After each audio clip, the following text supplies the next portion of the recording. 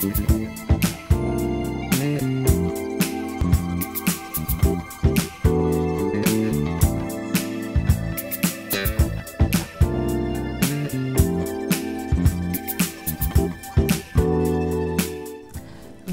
dans votre émission Laval en mille et une cultures.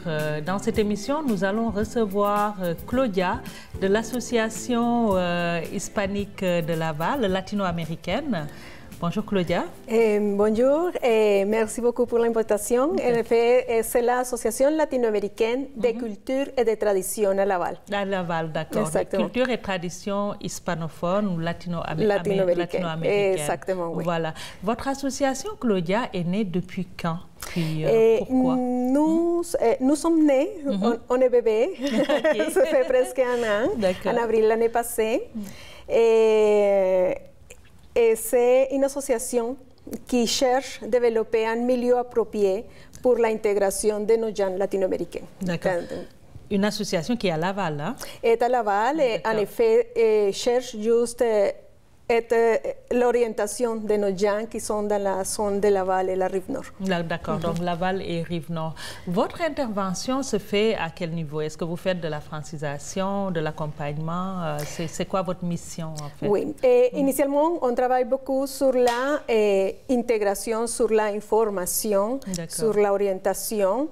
Et dans le fond, on a trois volets de travail. On a le volet social, le volet culturel et le volet professionnel et d'entreprise. Okay? Dans le volet social, on fait beaucoup de séminaires, on reçoit les gens pour entendre ses besoins et leur orienter. Et de quelque façon, leur informer de la vie ici et comment ils doivent s'intégrer. On a le volet culturel, qui c'est un volet plus pour montrer nos ressens, montrer notre nourriture, notre danse, la culture, toute la culture comme telle, exactement. Et on le fait à travers des foires artisanales, des festivals, exactement. Et le volet professionnel et d'entreprise, que dans le fond cherche créer comme le pôle économique latino-américain de Laval et la Rive-Nord. Ça, c'est très intéressant. Quand vous parlez de pôle économique et culturel de Laval, ça veut dire qu'il y a un bassin de population assez large de latino-américains. Oui. On est quand même beaucoup, presque une trentaine mille de personnes qui la communauté commence à grandir ici dans ce secteur. Qu'est-ce que vous avez fait comme activité récemment? Je pense qu'il y a eu un séminaire sur l'intégration. Oui, justement, on a travaillé ensemble avec Luis Zúñiga, un auteur devenu de Chili, exactement, aussi, et avec Eliana Sanchez, qui travaille juste avec la francisation. Oui, elle est un peu promoteur de la francisation. Et on a fait le séminaire d'intégration pour montrer un peu comment ça marche ici. Oui, exactement. Qu'est-ce qu'il faut faire, à quoi on doit se référer quand on commence toutes les démarches d'intégration. Exactement. Voilà. Est-ce que vous voyez que les débuts sont difficiles ou vous appréhendez un peu les difficultés qu'il y a à monter une association, les défis qu'il y a? C'est quoi? Qu'est-ce que vous voyez un peu? Pour commencer l'association, je pense qu'un des défis, je pense que c'est pour tous la partie économique, la façon de s'autofinancer, exactement, oui. Et commencer à identifier comme les besoins, non? Pour pouvoir vraiment centraliser nos services et les solutions que nos gens ont besoin. Exactement, oui. Voilà. Vous avez parlé de Luis Zúñiga et j'ai vu que ces derniers temps, il y a beaucoup de séminaires puis d'écrits autour de l'accentisme. Ça semble être un problème réel, en fait.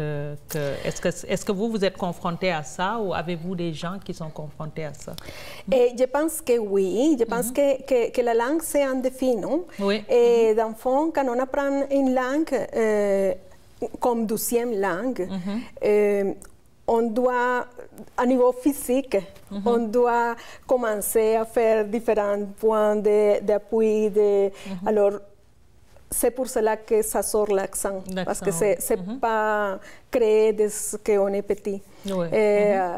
Et on fait un effort grand, parce que avec l'accent, des fois, on ne se fait pas comprendre. Mais des fois aussi, c'est un peu la peur de parler. L'effort, oui. L'effort de comprendre. Exactement, oui. Mais de toute façon, je pense que c'est un défi et c'est un travail que ça développe quand même, ça fait longtemps et on travaille là-dessus. D'accord. Et on est en 2018, une nouvelle association née à Laval où il y a plus d'une centaine d'associations. Quelles sont pour vous les projections que vous faites? Est-ce que vous avez des projets à long terme, à moyen terme qui s'en viennent là, avec votre association? Oui, exactement. Du côté professionnel, de la partie des entreprises, on veut encourager le monde latino-américain à créer ces entreprises, leur accompagner, leur soutenir et en fait faire partie du pôle économique latino-américain de la rive nord, parce qu'on est beaucoup, on est là et on a beaucoup à offrir à cette culture qui nous accueille. Donc il y a beaucoup d'entrepreneurs chez vous aussi, ici, dans ce groupe-là. Puis quand vous dites le pôle économique, il serait orienté vers quoi? Est-ce que c'est plus le commerce de détail? Qu'est-ce qui revient le plus dans les activités économiques? Je pense qu'on est dans tous les secteurs économiques. Oui, exactement. Oui, on est dans tous les secteurs et on sait qu'on a des services et des produits qui vraiment font partie de la vie quotidienne de tout le monde. De tout le monde, d'accord. Claudia, vous avez parlé tout à l'heure d'aspect culturel, puis avant l'émission, vous me parlez d'une école de musique, je pense aussi, vous êtes très actif, donc comme... OK. Le volet culturel, c'est vraiment ce volet que vu et attiré comme toutes les personnes qui travaillent dans les arts et la culture ici à Laval. Et en effet, l'année passée, on avait fait une foire artisanale et de fleurs où des artisans latino-américains sont venus et on a fait vraiment une belle activité. Et en effet, moi, dans le personnel, je travaille avec l'école de musique Alfredo Spina et les Amis de la musique. C'est une école qui fait ces opérations ici à Laval aussi, ça fait 7 ans déjà. Et dans sa majorité des élèves sont d'origine latino-américaine. Alors, c'est important parce que on fait que les enfants n'oublient pas ces raisons. Et on fait qu'ils connaissent aussi, et ils reprennent parce qu'il y a beaucoup d'enfants qui sont nés ici, non? Exactement, et créent avec notre culture. Et comme ça, il y a des autres groupes et des autres artistes qui aussi veulent participer, même des personnes qui travaillent dans le milieu restauration. Parce que c'est vraiment la gastronomie, la gastronomie, exactement, qui fait partie vraiment de la culture. D'accord. Il y a le volet offrir votre culture, la présenter, mais est-ce qu'il y a aussi le chemin inverse? Est-ce que vous prenez vos membres puis vous leur montrez un peu la culture québécoise, la gastronomie québécoise? Mais oui, bien sûr, des objectifs. C'est donner et recevoir. Exactement, oui. Ça se fait de nous montrer et de voir comment on va travailler ensemble. Parce que l'intégration, c'est ça. C'est ça, voilà. Travailler ensemble. Parlant d'intégration, vous êtes au Québec depuis combien de temps? Moi, ça fait 8 ans. 8 ans que vous êtes là. Puis comment ça se passe pour vous? Est-ce que ça a été difficile l'intégration ou puis c'est quoi votre processus migratoire? OK, c'est difficile, oui. C'est difficile parce qu'on laisse la famille, on laisse une façon de faire et on doit venir apprendre à vivre ici. D'accord. Vous venez d'où d'abord? Moi, je viens de la Colombie. De la Colombie, voilà. Exactement. Alors que c'est la façon de les écoles pour les enfants et le système des entités gouvernementales, les hôpitaux. Il y a beaucoup de choses qu'il faut commencer à réorganiser parce qu'on le faisait autrement. D'accord. Oui, exactement. Mais en 8 ans, apparemment, ça s'est super bien passé. Puis, oui. On est contente, on est contente. Je pense que un de mes objectifs à niveau particulier, on travaille fort et je pense qu'on considère qu'on a réussi. D'accord. Mais aussi, ma partie sociale, je pense beaucoup aider les autres. Pour conclure, Claudia, c'est quoi ton dernier mot concernant les femmes? On est à une semaine de la journée de la femme. Donc, c'est quoi votre dernier mot pour ça? OK. Nous, les femmes, sommes très importantes dans la société. Il faut les aimer, il faut les encourager. Et c'est ça, nos femmes latino-américaines aussi, on les supporte à partir de l'association. Vous êtes des femmes fortes. Oui, il faut le faire. Merci beaucoup, Claudia. Non, merci à toi. Et je vous laisse quand même les coordonnées. Oui, de l'association où on peut vous retrouver. Oui, exactement. Et n'importe quelle personne peut devenir membre. C'est juste nous écrire un courriel à elle. Ok, je vais... On va l'afficher. Oui, on va afficher vos coordonnées. Voilà. Et nous suivre dans les réseaux sociaux, la page Facebook. ALCTL, Association latino-américaine de culture et de tradition à Laval. Aussi, un groupe de partage, c'est ALCTL, Amérique latine présente. Voilà. Puis c'est ouvert, j'imagine, aux latino-américains, mais aussi à tout le monde qui aime la culture latino-américaine. Exactement. Merci, Claudia. Et merci à toi pour l'invitation. Voilà.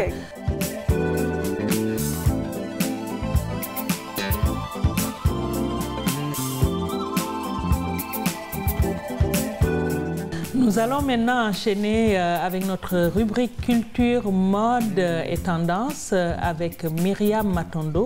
Myriam, on dit quoi? Oui, Hadi, aujourd'hui, on parle d'une chronique tendance mode quand même. Je vais vous parler des origines du pagne africain. Oui, alors ça, c'est un pagne qui est en fait d'origine indonésienne et qui est d'une technique et d'une production européenne. Alors celui qu'on appelle communément le pagne africain ou le wax, c'est en fait un tissu inspiré du batik indonésien, confectionné en utilisant la technique dite de la cire perdue, qui donne son nom donc à ce tissu adopté et prisé par les peuples d'Afrique. Donc c'est le wax, qui en anglais signifie la cire, tout simplement. Au-delà du fait de couvrir le corps, le pagne est aussi un médium de communication. Alors, on va l'utiliser lors des campagnes électorales, des mariages, des retraits de deuil, des inaugurations, des créations d'associations, des journées internationales, etc. Toutes les occasions sont bonnes pour produire un nouveau modèle de pagne en Afrique. Alors maintenant, je vais vous parler de l'aspect un peu plus séduction. Donc, c'est aussi un moyen de séduction, le pagne, porter le pagne. Les motifs de certains pagnes ne sont pas anodins et ils portent des noms. Par exemple, mon mari est capable ou ma rivale, elle va en baver. Enfin, j'exagère un peu, mais c'est à peu près ça. La qualité et la technique du wax porté est un indicateur de la classe sociale aussi. Par exemple, au Togo, on parle des mamans Benz, qui sont des femmes d'affaires qui, à l'époque, je crois dans les années 60, ne roulaient qu'en voiture de luxe. Donc, c'est une classe de femmes riches au Togo. C'est pour ça qu'on les appelait les mamans Benz, parce que c'est la marque de voiture qu'elles utilisaient, avec laquelle elles roulaient. Et elles possédaient souvent plusieurs hôtels dans différents pays africains. Maintenant, de l'époque des indépendances à nos jours, l'affirmation de son identité africaine passe aussi par le port du pagne africain. Plus que jamais, les Africains dans les diasporas et sur le continent portent avec fierté le tissu africain pour affirmer leur identité. De plus, on le voit se décliner sous différents articles de plus en plus sophistiqués, à la fois chic, simple et élégant aussi. On est vraiment loin du boubou traditionnel puisqu'on se fait confectionner, on peut se faire confectionner un beau tailleur en tissu africain, revisiter une tenue qui est simple en y ajoutant quelques accents de tissu africain, ce qui donne automatiquement quelque chose d'unique et d'original. Alors sans parler des nombreux accessoires tels que des écharpes, des boucles d'oreilles, des capuchons, des serre-têtes ou encore des cravates, même pour les hommes il y en a. bref, de la chambre à coucher à la salle à manger, en passant par le salon, il y a des milliers de possibilités d'africaniser, entre guillemets, son style à l'aide du tissu africain. Alors, depuis, le wax africain a été personnalisé en arborant des motifs culturels typiques et des usines implantées en Afrique le produisent dans des gammes de qualité différentes. Donc ceux qui s'y connaissent un peu savent qu'il y a des super wax, il y a des réals, etc. Mais en Afrique, il n'y a pas que le wax. Ah, donc hormis le wax, il y a bien sûr le bazin ou encore le pagne tissé qui s'appelle le damfani au Burkina Faso. Au Sénégal, ça porte le nom du mandjak. En Côte d'Ivoire, on appelle ça le pan baoulé et au Ghana, ça s'appelle le kita ou le kente. Donc ça, c'est tout pour le pagne africain. Maintenant, je vais rester dans la thématique du tissu. Je vais vous parler d'une exposition qui se tient au musée Mekor. Donc, en restant dans l'élément de porter son identité en arborant des tissus. C'est une exposition permanente du musée Mekor qui convie le public à comprendre l'importance du vêtement dans le développement, la préservation et la communication des identités sociales, culturelles et spirituelles des Premières Nations et des Inuits et aussi des Métis du Canada. Donc voilà, vous pouvez aller la visiter, c'est l'exposition permanente Porter son identité, ça s'intitule. Je vais vous parler rapidement, puisqu'on est dans le mois de mars, du musée de la femme de Longueuil. Donc, il existe un musée de la femme à Longueuil. C'est sur le boulevard Roland-Terrien, 2380, boulevard Roland-Terrien à Longueuil, au Québec. C'est un musée qui vise à sensibiliser en fait le public au sujet de la contribution des femmes dans le développement du Québec et du Canada. Donc, ça, c'est un musée qui a vu le jour en 2007 et vraiment a ouvert les portes en 2018. Il est le premier du genre au Canada et il est quand même classé 8e parmi 45 musées de femmes qui existent dans le monde. Donc vous pouvez aller visiter là-bas des expositions permanentes, dont une qui s'intitule « Je suis une femme et je suis ici ». C'est un parcours en fait sur 4 thématiques des histoires de femmes, mais aussi il y a l'exposition Le parcours des filles du roi qu'on peut aller voir là-bas. On y reviendra un peu plus tard dans la saison, mais je vais juste vous annoncer aussi la braderie de Montréal qui aura lieu du 12 au 16 avril. Si vous voulez en savoir plus sur le pagne africain dans le Grand Montréal, vous pouvez aussi aller voir la boutique qui s'appelle Dashiki 514 ou alors les accessoires Kouman de Ingrid Abato. Il y a aussi la boutique en ligne Miss Kaby ou encore les accessoires Wally Accessoires qui sont en fait, c'est des créations à partir de tissus africains. Donc, si vous êtes dans le Grand Montréal ou ailleurs au Québec, vous pouvez vous procurer des objets assez originaux à travers ces boutiques-là. Voilà, merci, amusez-vous et soyez curieux. Avec moi sur le plateau, Siam Naïm. Bonjour Siam. Bonjour. Siam, tu es artiste, puis tu fais partie de la programmation des Silidor. Hein? Oui. Parlons-nous un peu de qu'est-ce qui t'a amené à la musique. Est-ce que tu es auteur? Est-ce que tu composes tes chansons? Puis comment t'en es venu à la musique? Mon grand-père, il était auteur, compositeur, interprète au Maroc. Fait que ma mère a grandi dans une famille d'artistes. Il y avait plein d'instruments tout le temps. Chez nous aussi, quand j'ai grandi avec plein d'instruments. Il y avait du violon, du piano, de la lutte. Il y avait plein d'instruments, de percussion aussi. D'accord. Puis j'ai appris le violon. J'ai décidé d'apprendre le violon. J'ai étudié là-dedans. J'ai fait un bac, un DEC en violon classique, un bac en violon pop. Puis j'ai étudié aussi la composition, un DSS en musique de film. Et la technique de son. J'ai fait aussi un diplôme en technique de son parce que je voulais produire ma musique, je voulais travailler sur mon son à moi. Et j'aime créer, donc c'est c'est ça mon univers maintenant. Voilà. Donc vous avez baigné dans l'univers de la musique très jeune au Maroc. Quand vous dites que vous avez grandi ici au Maroc? Je suis ici enfant. Okay. Ça fait plus de 20 ans qu'on est ici. Donc vous êtes là, d'accord. Ouais. Okay. Fait que j'ai les deux cultures. J'aime beaucoup la musique arabe. J'aime beaucoup la musique occidentale. J'ai grandi avec les deux. Moi, c'est les deux en même temps.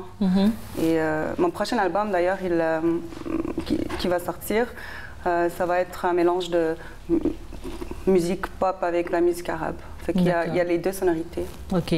Mais ça nous ramène à ce qui vous inspire un peu. Puis, c'est quoi votre univers musical de façon très intrinsèque? Est-ce que vous faites de la soul, du hip-hop? Est-ce que vous faites de la musique arabe? Ou qu'est-ce que vous faites? Je me considère dans la pop. Okay. Dans la pop, mais j'aime tous les styles. Fait que, présentement, le prochain qui s'en vient, ça va être arabisé. Il y a beaucoup de gammes phrygiennes. C'est un peu arabisé et tout. Mais c'est généralement dans la pop. Dans la pop que vous êtes. Puis qu'est-ce qui vous inspire? Vous parlez de quoi dans votre chanson, dans vos chansons? De tout. Oui. Je parle d'amour, de liberté. J'ai une chanson qui parle du temps. Je trouve que le temps est précieux et on n'est pas très... on n'est pas très au courant de ça. On dirait qu'on vit en pensant que c'est interminable, mais il est précieux. Puis il faut en faire le maximum de ce qu'on a envie dans la vie, parce qu'elle n'est pas éternelle. D'accord. À votre âge, qu'est-ce qui vous a fait comprendre, appréhender cette notion du temps? Est-ce que c'est parce qu'on vit dans un monde dangereux ou... On vit dans un monde... On dirait qu'on ne réalise pas... On ne fait pas nécessairement ce qu'on veut, parce qu'il y a toujours la question de temps. Il y a toujours la question de temps. On se bloque tout le temps. À 21, il faut que j'aille mon diplôme. À 25, il faut que ma carrière commence un peu. À 30, il faut que ça soit stabilisé. Pourquoi? Je ne comprends pas pourquoi cette notion de temps. Alors que si on est un peu plus en retard, c'est pas grave. Mais l'important, c'est de vivre quelque chose qu'on aime. Si tu as envie de travailler à tel job, tu travailles tel job. Si tu as envie d'étudier, retourne aux études à 40 ans, retourne à 40 ans. Si tu as envie d'avoir des enfants à 40, et des enfants à 40. Il n'y a pas de à 30, je vais avoir des enfants, à 35. Non, c'est à cause de ça. Puis j'avais vu une entrevue de Oprah. Puis Oprah, elle disait justement par rapport au temps. C'était une très belle entrevue. Et c'est ça. C'est ce qui vous inspire, le temps, l'amour, puis la liberté. La liberté. Voilà. Une liberté que vous réclamez dans vos chansons, que vous criez dans vos chansons. Qu'est-ce qui est fondamentalement important pour vous pour l'avoir, cette liberté-là? Pour moi, je ne peux pas vivre sans liberté. Okay. La liberté de choisir. La liberté est importante pour moi. Je ne peux rien dire d'autre que choisir, moi, ce que j'ai envie de faire. Aujourd'hui, demain, dans 10 ans. Il faut que moi, j'ai envie de faire ce que j'ai envie de faire, puis de travailler pour et de faire exactement ce que moi, je prévois. Et non parce qu'une certaine personne vous dit non ou une culture vous dit non parce que... Siam, c'est quoi les projets en cours actuellement pour toi? J'ai un spectacle bientôt le 28 février. Fait que si vous voulez venir me voir, ça serait une bonne occasion. Ça va être une belle soirée, amusante, dansante. L'année passée, j'avais sorti un album un peu triste parce que c'était sur une peine d'amour. Mais là, le prochain qui sort... Et plus festif. Festif, rythmique, les rythmiques du monde. Ça va être le 28 février. Est-ce qu'on peut comprendre que tu es retombée en amour pour que ça soit plus festif? Non, pas encore. D'accord. Mais tu joues avec un band aussi, hein? Oui, on va être 7 sur la scène. Il va y avoir du sax, guitare, bass, piano, drums. Puis il va y avoir aussi un derboukamen. Oui.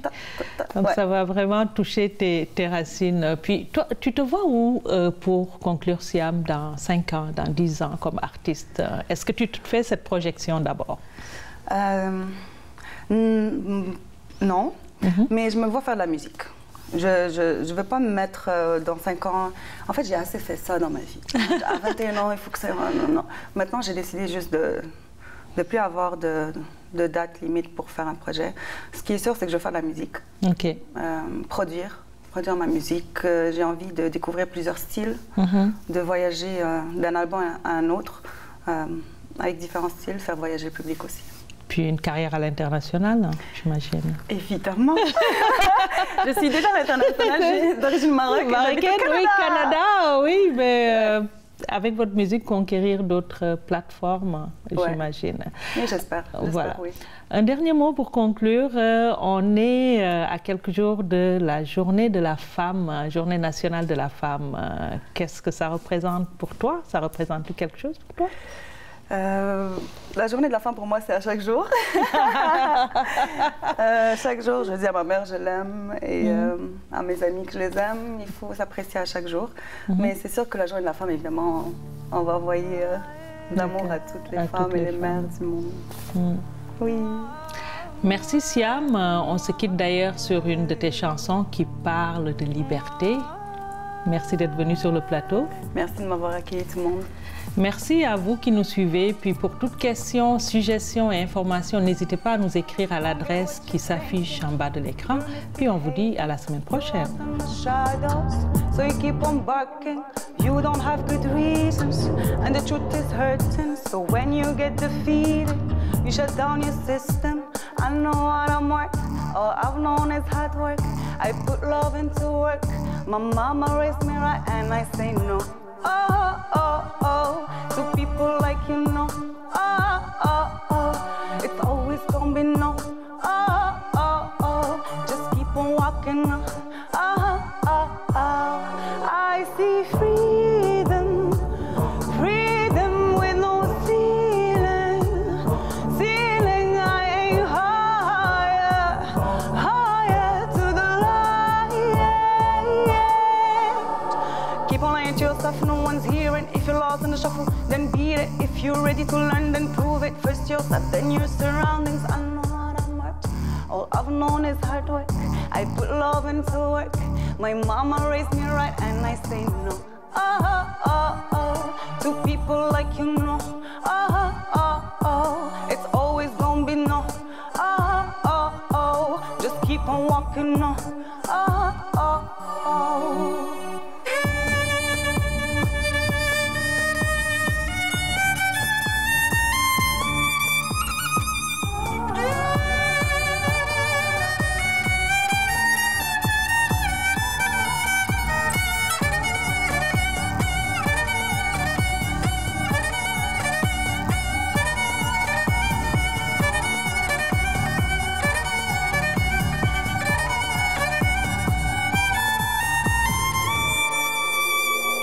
No, oh, oh, oh, to people like you know.